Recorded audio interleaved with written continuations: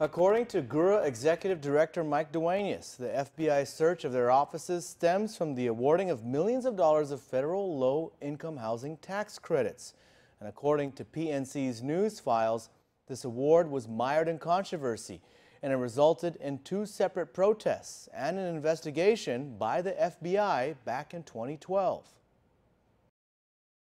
The most recent investigation into the Guam Housing and Urban Renewal Authority is a follow-up investigation on the millions of dollars of federal low-income housing tax credits, or LIHTC, that were awarded to two companies back in 2011.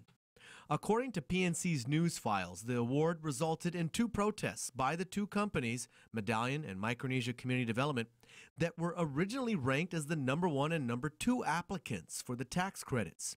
Instead of awarding the millions in federal tax credits to the two highest-ranked applicants, the GURA board opted to award the credits instead to the two lowest-ranked applicants, namely 4th-ranked Great Homes LLC, which was owned by the Catholic Social Services and the Calvo Finance Corporation, and the 5th-ranked Tower 70, which was owned by Robert Salas and Keith Farrell.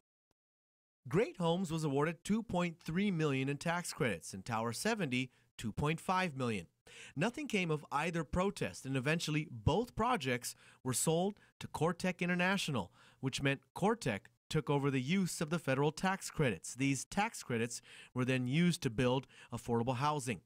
In 2012, the then GURA Executive Director, Marcel Camacho, resigned and sent out a press release calling into question the GURA board's handling of the low-income housing tax credit program. He made reference to certain irregularities with the tax credit program that he said would all be made clear in the end.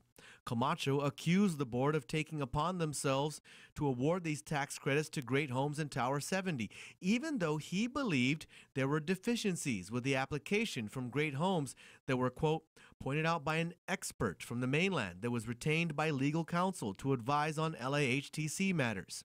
Camacho wrote in his release at the time that he never did sign off on the awarding of tax credits, and they were made by the board against his better judgment. He stated at the time that he stood by his decisions, even if it meant having to resign.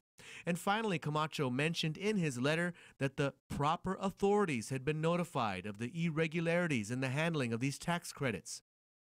In 2012, the FBI contacted then GURA Executive Director Ray Tapashnia and asked him questions concerning the awarding of these low-income housing tax credits.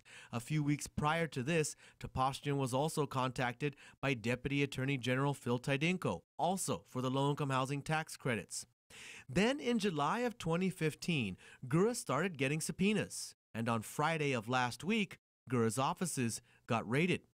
So why search the offices now? Well, about a week before the search warrant was executed, former board chairman Dave Sablon spoke to Patty Arroyo about the 17 subpoenas GURA has been issued since July of 2015, saying this. We gave it all to them.